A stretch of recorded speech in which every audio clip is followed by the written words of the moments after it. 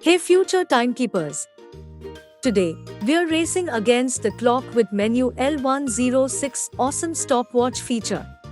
First up, make sure you're at Menu L106. If you're not sure how to get there, go watch our How to Navigate the Menu video first.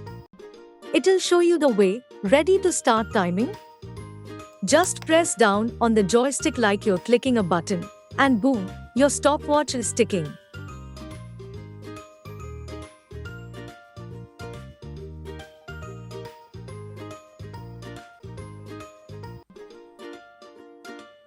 Need to stop the clock? No problem. Just press the joystick again, and it'll show you the time. Want to start over? Press the joystick once more. Done timing?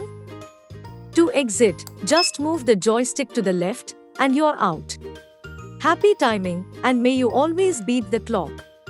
Congratulations! Remember, with our Schogini Toys DIY kit, you can learn to create activities just like this one.